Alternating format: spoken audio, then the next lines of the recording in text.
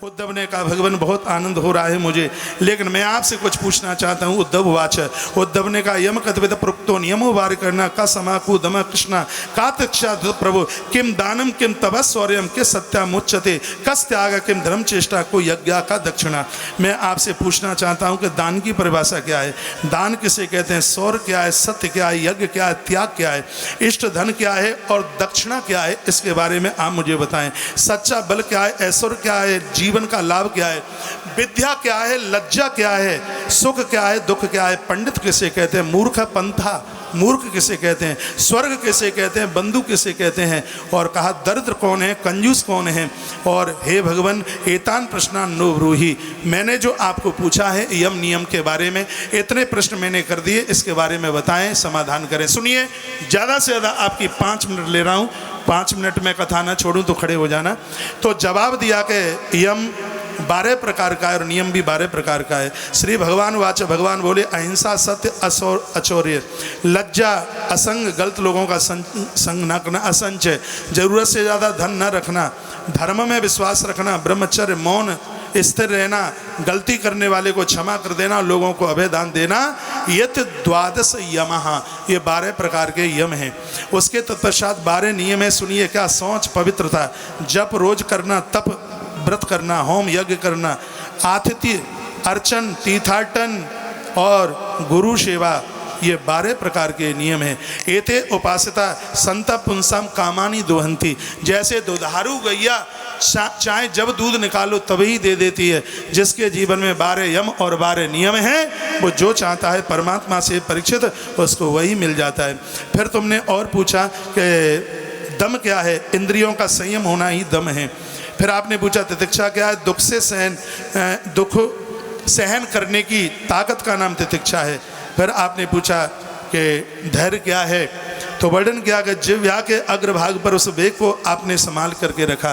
किसी ने आपको गाली दे दी तो भी आपने अपनी जिह्वा से कोई ऐसा शब्द नहीं निकाला, उसी को धैर्य कहा गया है। और कहा कि जीवन का दान क्या है, त्याग ही जिंदगी का दान है। तप क्या है, कामनाओं का त्याग ही जीवन की तपस्या है। फिर कहा शौर्य क्या है, वीरता क्या है, कह दिया वासना को जीत लेना यही जीवन की बहुत बड़ी जीवन की वीरता है। फिर पूछता कि सत्य क्या है, सर्वत्र समदर्शनम सत्यम, हर जगह भगवान का दर्शन करना यही सत्य है। फिर पूछा गया कि सन्यास क्या है, कर्मों का त्याग ही सन्यास है। फिर कहा कि धन क्या है, धर्म में रुचि हो जाना यही धन है। ईश्वर क्या है, यज्ञ में समर्पित हो जाना यही ईश्वर है।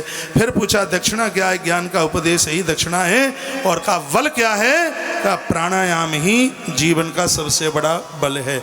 फिर पूछा स्वर्ग क्या है, सतोगुण की वृद्धि ही स्वर्ग है। और फिर पूछा नरक क्या है, तमोगुण की वृद्धि ही नरक है।